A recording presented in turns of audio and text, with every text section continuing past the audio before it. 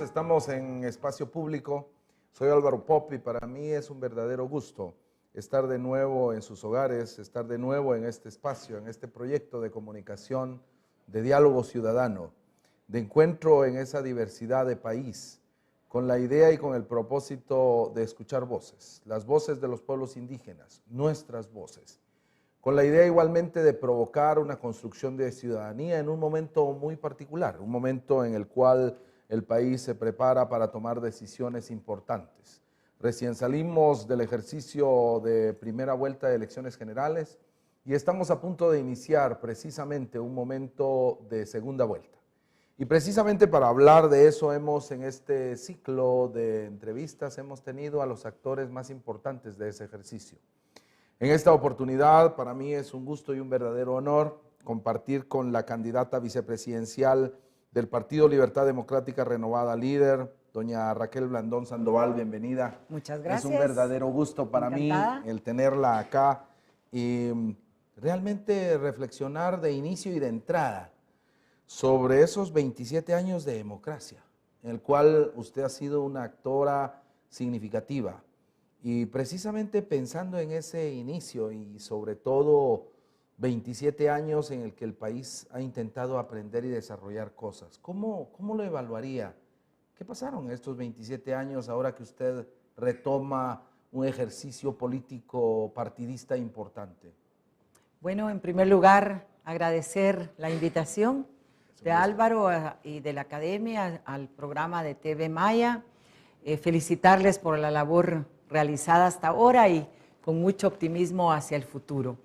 Han pasado muchas cosas en estos años, son más de dos décadas en las cuales pues hemos visto avances, también lastimosamente retrocesos, sobre todo en el área de debilitar el gobierno, de debilitar la institucionalidad del Estado. ¿Está más débil que hace 27 años? El Estado, sí, la sociedad civil, no. Creo que el gobierno, la institucionalidad gubernamental se ha debilitado bastante, pero ha sido como parte de gobiernos de ideología liberal, de estilo neoliberal en política económica y gobiernos que podíamos calificar como de derecha. Han debilitado bastante el gobierno porque no creen que el gobierno tenga un rol directriz de primera línea en muchos temas, pero sí hemos avanzado mucho, afortunadamente, en los temas que eran prioritarios cuando recibimos ese primer gobierno democrático que me tocó junto con el licenciado Roberto Carpio Nicol, que era el vicepresidente electo, y el licenciado Marco Vinicio Cerezo Arévalo. Nos tocó pues recibir y presidir el gobierno. Sí se han hecho muchos avances porque, haciendo una retrospectiva, recibimos Guatemala y el gobierno en un estado de calamidad económica, moral, política y en guerra. O sea, era el peor escenario posible. Y sin embargo, con esa juventud que teníamos, con ese entusiasmo, sin cansancio, sin molestias, sin enojos, pudimos sacar el país adelante en esa etapa tan difícil. Se logró recuperar el crecimiento económico ya a mediados del gobierno, porque teníamos un retroceso de 18 puntos abajo de decrecimiento económico. Era una situación terrible. Políticamente, pues no teníamos amigos, el país un violador de derechos humanos, con dictaduras militares, el tema de la guerra, del conflicto armado interno, de la represión, de la injusticia, de tantos compañeros y compañeras que en la lucha por la democracia perdieron todo, perdieron la vida, y precisamente perdieron su estancia en Guatemala. Entonces fue una cristiana, situación muy difícil. Sí, pero hablando precisamente de Democracia Cristiana como un partido que generó una escuela importante en el país. Hasta el día de hoy, gente que se formó en la Democracia Cristiana sigue haciendo ejercicios de participación ciudadana. Yo misma, precisamente, con mi formación política, con los principios social cristianos, las ideas de justicia social, pues recibimos un gobierno después de una lucha de 2 décadas por la democracia y tuvimos que sufrir, digamos, todo ese problema de que algo que se termina no se quiere terminar. El cambio va llegando paulatinamente y el poder político es fluido, el poder no termina de un solo. Entonces todavía había mucha influencia del poder militar, del poder tradicional, del poder, si tú quieres, antijusticia social. Y bueno, ese gobierno de alguna manera también tenía debilidades. No se podía hablar de desaparecidos, no se podía hablar de refugiados, no se podía hablar de derechos humanos. Eran temas tabús que no se podían hablar. Pero poco a poco, como te digo, con mucha paciencia, mucho estilo político y mucha fortaleza, se fue diluyendo todo esto, se pudo plantear por parte del presidente las negociaciones de paz, el proceso de Esquipulas 1 y 2, el Tratado de Paz Centroamericano, y se iniciaron pues las negociaciones. Ya se fue suavizando el panorama. Yo misma como primera dama pues interpuse mi presencia y muy buenos oficios para el tema de los refugiados políticos, que para el establishment eran todos guerrilleros, delincuentes, subversivos, etcétera. Entonces, no, se fue buscando un estatuto adecuado a las nuevas condiciones del país, adecuado al tema de la normativa internacional. Entonces fui a México, fui a Estados Unidos, fui a Honduras, donde habían campamentos de refugiados guatemaltecos, miles de personas que huyeron de la violencia y de la represión. No pude ir a Bolivia, lamentablemente, y hasta hace pocos años regresó esa colonia guatemalteca que se quedó retrasado, como marginado y apartado pues del tema, pero finalmente pudieron regresar. O sea que hemos hecho un recorrido difícil, un recorrido político, social, ideológico, duro, pero al mismo tiempo apasionante. Y luego, en estos años de democracia, pues tuvimos los acuerdos de paz, Yo les digo, Guatemala ha cambiado. A la gente joven le digo, miren, el problema de Guatemala hace 20 años era político, era retornar a la democracia, era liberarnos de los gobiernos militares, de las dictaduras, era que no se robaran las elecciones. Bueno, ahora, hay una juventud que no sabe de la historia. Claro, por eso lo digo. Ahora el problema no es un problema político, básicamente. Tenemos elecciones, tenemos un Tribunal Supremo Electoral, tenemos institucionalidad democrática que se ha fortalecido en estos años, y eso es un avance positivo. Tenemos avances también en que la sociedad civil está organizada, ya no es como antes. Ahora los gobiernos y nuestro gobierno con el doctor Manuel Valdizón, pues vamos a trabajar en armonía con las agendas sociales de los movimientos.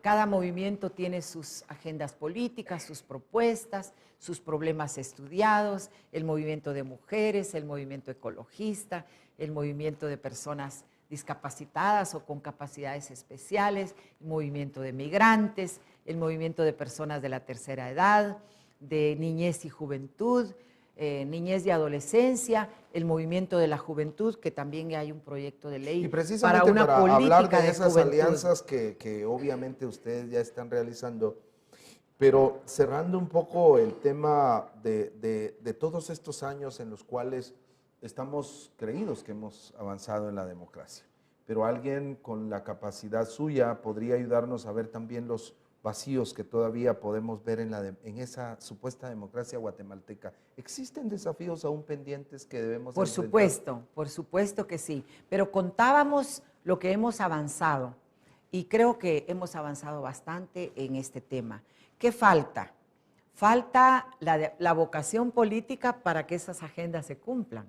Por ejemplo, en el movimiento de mujeres hemos luchado por la paridad política con pertinencia cultural, como se dice, ¿verdad? Que haya equidad de género, que no haya discriminación por edad, por etnia, y que las listas electorales tengan participación de hombres y mujeres en igualdad, en trenza, así alternativamente, para que podamos ser elegidas las mujeres. Ahora vamos a tener menos diputadas y realmente es una vergüenza que a estas alturas ¿A qué se deberá eso? del siglo XXI, pues a que no nos ponen como candidatas en puestos elegibles. Entonces, hemos participado, hemos aumentado nuestra participación política y ciudadana, pero a la hora de figurar como candidatas a un puesto de elección popular, pues hay escollos, hay obstáculos, hay problemas. Uno es pues que no nos ponen hasta arriba en los puestos altos por decisión política. Otro es porque no tenemos dinero. Entonces muchas veces para ser candidato o candidata te dicen tiene que poner tanto y las mujeres pues no tenemos mucho poder económico. Eso limita también bastante. Pero estamos estudiando algunas propuestas para aliviar esto, entre ellas, uno, la reforma a la ley electoral y de partidos políticos, artículo 212, para la paridad en las listas electorales. Pretendíamos que todavía este Congreso la aprobara, porque todavía hay tiempo.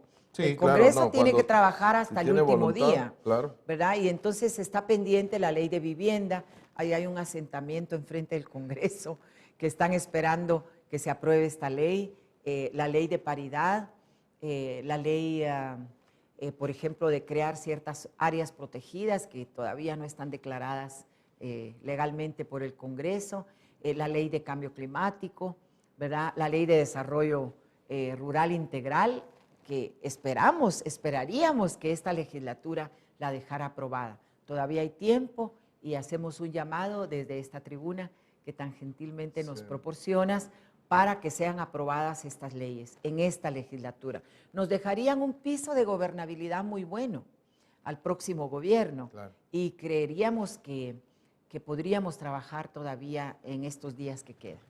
Y efectivamente estamos con la idea de que, siendo realistas, este Congreso de la República pudiera avanzar, por ejemplo, en la Ley de Desarrollo Rural. Sin embargo, se ve difícil. ¿Ustedes creen que hay un par de iniciativas que todavía pueden pasar? Pues hacemos el llamado para que todavía pasen estas iniciativas. El tema problemático es que se está discutiendo el presupuesto. Sí, que eso va a ocupar el mes de noviembre. Una readecuación para responder, digamos, a la última emergencia de esta tormenta 12E. Y bueno, ahora mismo plantearon una interpelación hoy día, claro, y entonces todo eso va retrasando. La política tiene sus tiempos, pero creemos que ya se tomaron demasiado tiempo, ya son más de 10 años de la ley, de la propuesta de ley de desarrollo rural integral. Ayer estuvimos con los rectores de la Universidad Landívar, de la San Carlos, donde ellos aportan nuevos elementos para una política de desarrollo rural integral. Interesante. Creemos que las universidades, las academias tienen un gran aporte que dar a la labor de gobierno, a la labor programática de los partidos. Yo recordaba el día de ayer que la Universidad Metropolitana de México, Iztapalapa, ya tiene un aporte, ya patentado una nueva técnica para no usar cianuro en la minería, algo que es muy importante y que el doctor Valdizón lo ha rechazado y que ya están trabajando en una planta piloto. O sea, no es cierto que se tenga que usar siempre cianuro. Ya existe la técnica y es aportada por una universidad y por científicas y científicos mexicanos. Y hablando precisamente del desarrollo rural, y para cerrar este primer bloque, hay una alianza que ustedes han hecho interpartidaria muy importante en el Congreso. Una gran cruzada nacional. Y que sobre todo tiene congresistas. ¿Se podría activar esta alianza en beneficio de la aprobación de la Ley de Desarrollo Rural? Pues yo creo que sí, todavía hay posibilidades. Porque serían mayoría. Exacto. La suma de todos estos partidos sería que se unieron muy bueno a esto. Esta gran cruzada nacional que se da en apoyo de líder por parte de 14 partidos es algo inédito en Guatemala. Tú mencionabas esa palabra, algo que nunca se había dado, porque aquí todavía la política ha sido como muy de enfrentamiento y ¿Es lo mismo la alianza que la reunión de estos partidos en el Congreso? Bueno, todavía no. Esperamos que se pueda lograr, pero si quieres hablamos de eso posteriormente. Efectivamente, estamos hablando con la licenciada Raquel Blandón Sandoval, candidata vicepresidencial del Partido Líder, y que en esta oportunidad intentamos hacer una reflexión precisamente de las tareas legislativas, pero vamos a volver con más después de estos mensajes.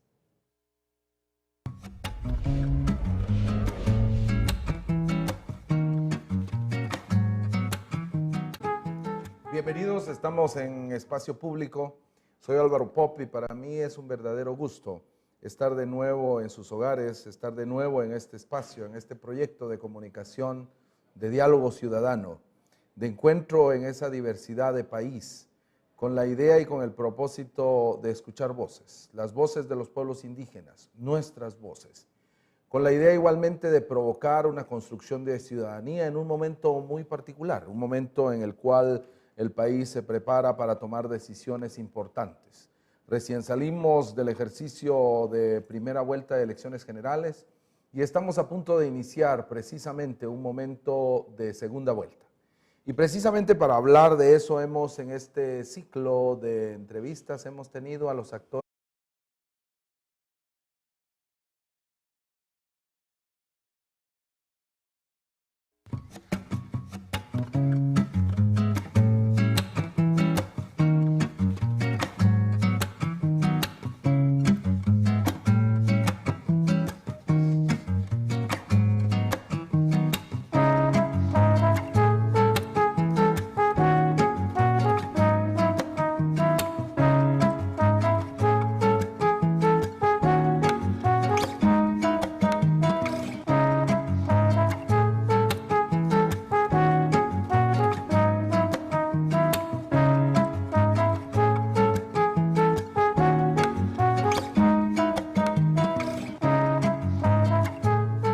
más importantes de ese ejercicio.